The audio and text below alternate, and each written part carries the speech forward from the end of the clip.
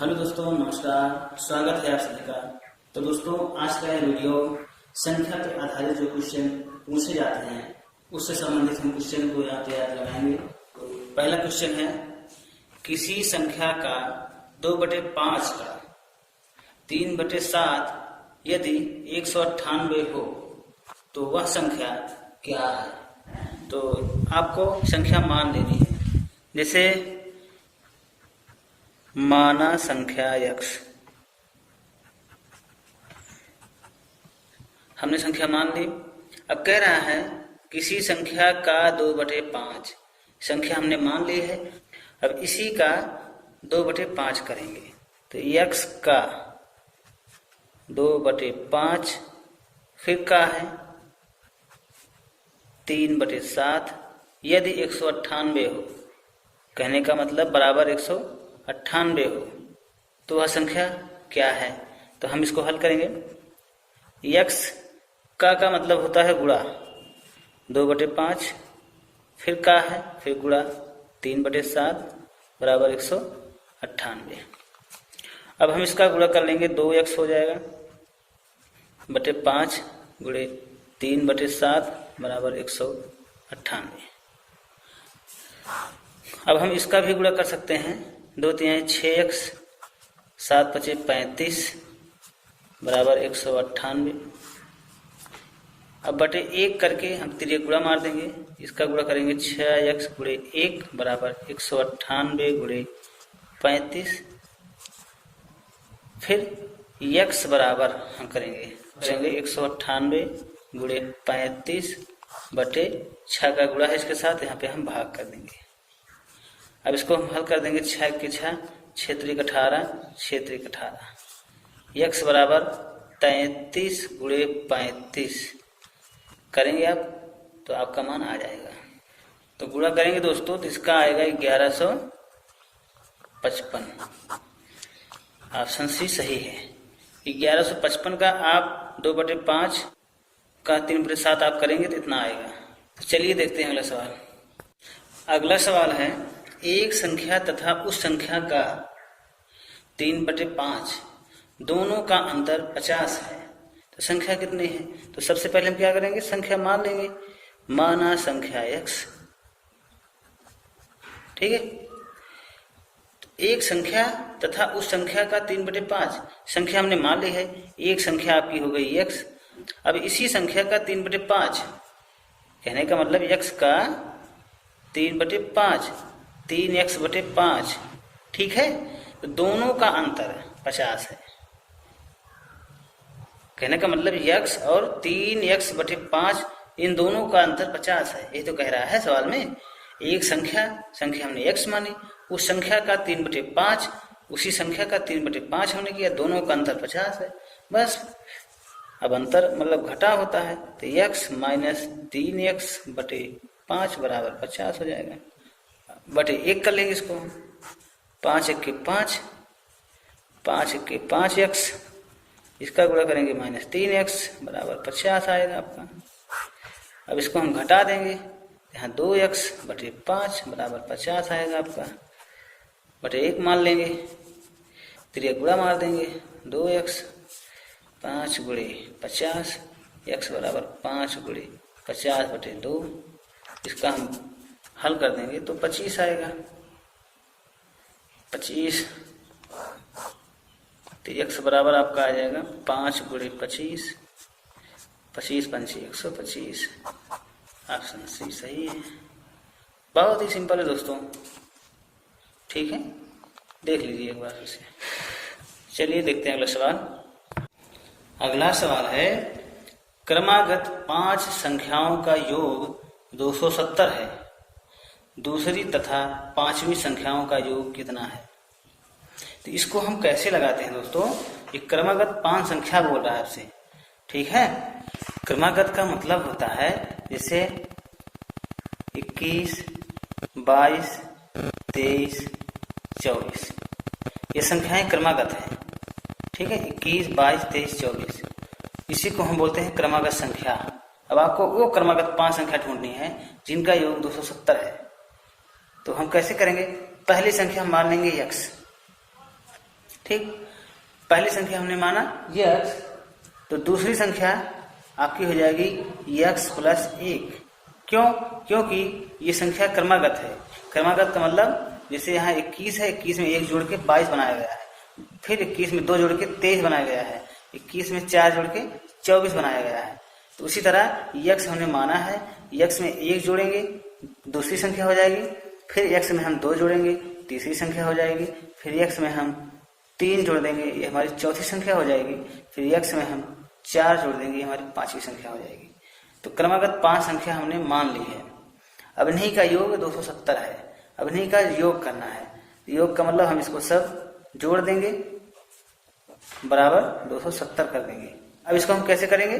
जितना x है 1 2 3 4 5, 5x है तो 5x लिख लेंगे, धन संख्या कितनी 4 3 7 2 9 1 10, 10 लिख लेंगे बराबर 270। अब 5x बराबर 270 माइनस 10 बराबर 260। ठीक है, अब 5x बराबर आपका आ गया 260, तो x बराबर आपका आ जाएगा 260/5। इसको हम काटेंगे 50 25 1 आया 5 2 10, तो x की वैल्यू कितनी आ गई आपकी 52। कहने का मतलब आपने जो पहली संख्या मानी थी वो है 52, दूसरी संख्या 52 में 1 जोड़ेंगे 53 हो जाएगा, 54 55 56। ठीक है, तो आपसे पूछ क्या रहा है दूसरी तथा पांचवी संख्या का योग। तो दूसरी कौन सी संख्या होगी? ये वाली। पांचवी कौन सी संख्या होगी? ये वाली। 1 2 3 4 5, दूसरी ये है, पांचवी ये है। अब इन्हीं संख्याओं का योग निकालना है। तो ये दूसरी वाली संख्या कौन सी होगी? 52 में 1 जोड़ेंगे 53 हो जाएगा, और 52 में 4 जोड़ेंगे तो 56 हो जाएगा।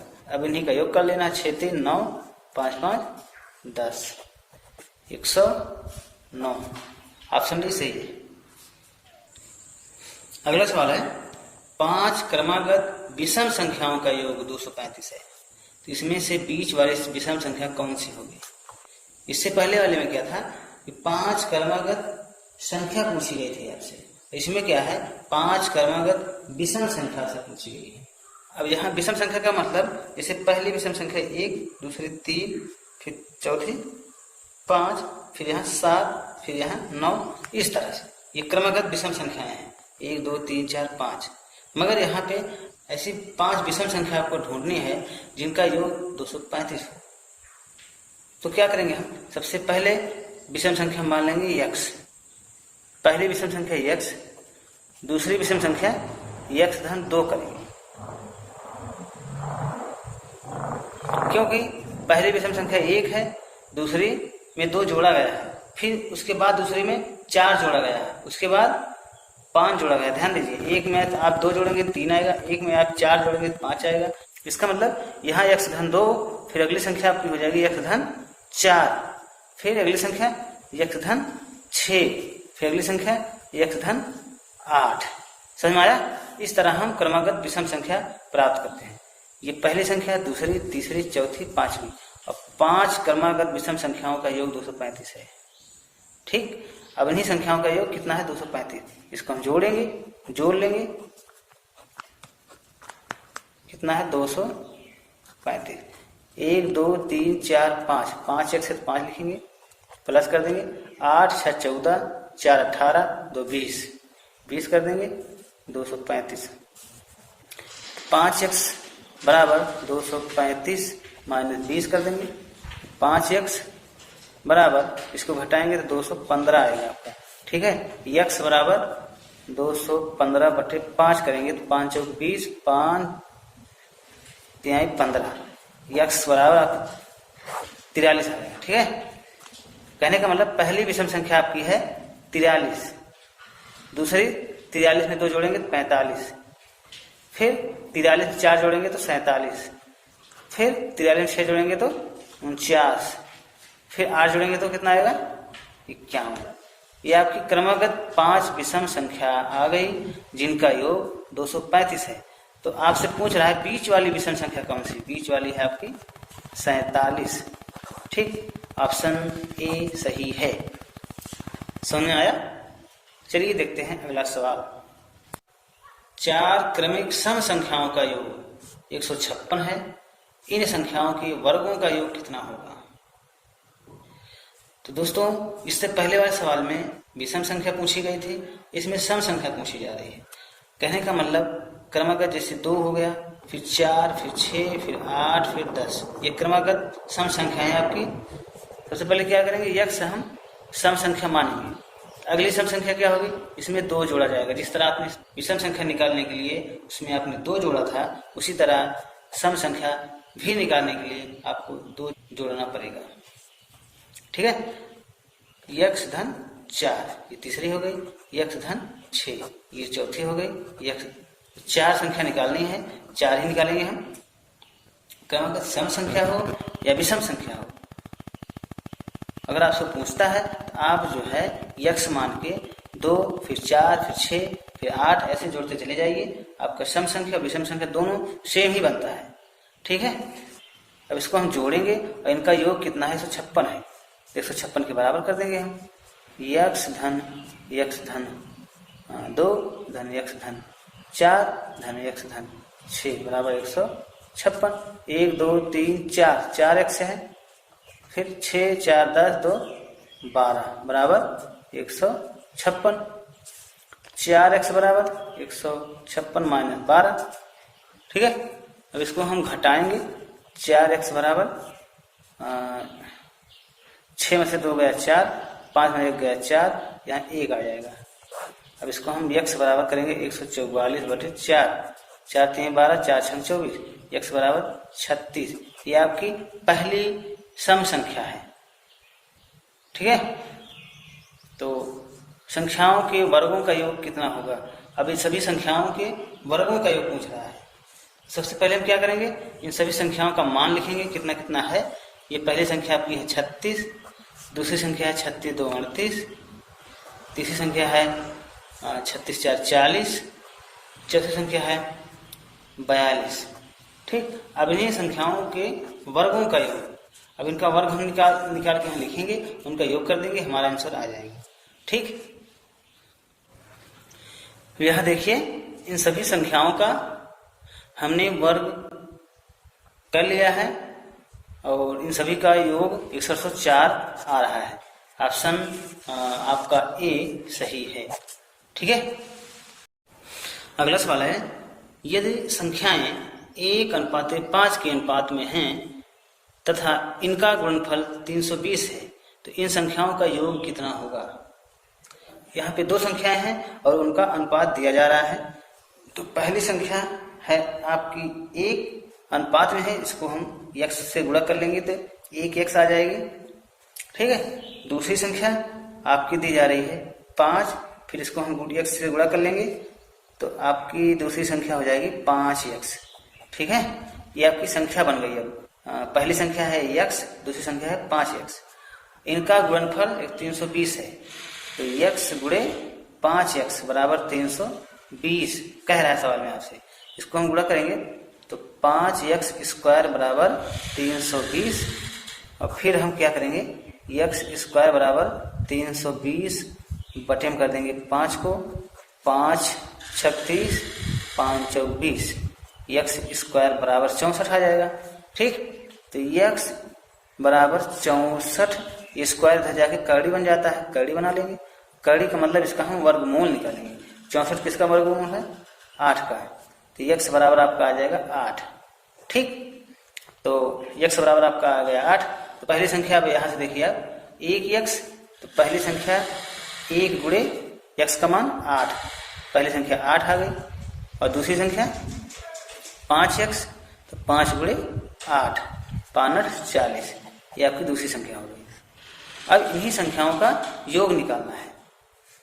तो 8 धन 40 बराबर 48। बस ऑप्शन डी सही है, बहुत ही सिंपल है। चलिए देखते हैं अगला सवाल।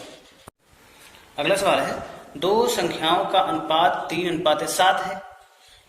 इनमें से प्रत्येक में 6 जोड़ने पर यह अनुपात 5:9 हो जाता है। तो ये संख्याएं कौन सी हैं?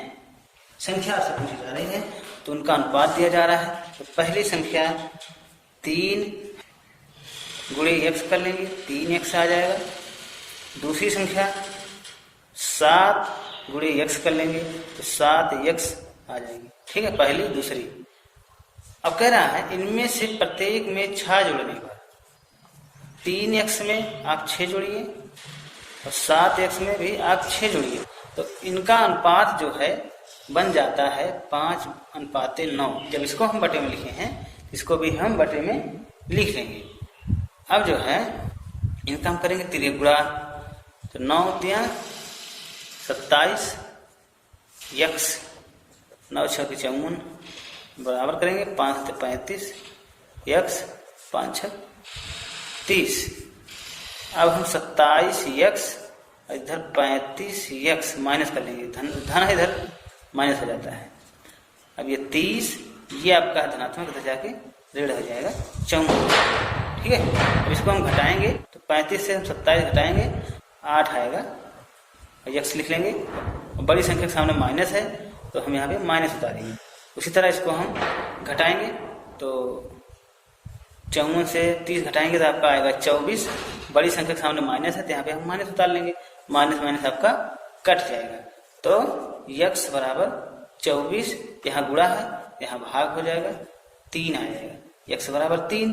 ठीक है, तो ये संख्याएं, तो संख्याएं आपसे पूछी जा रही हैं।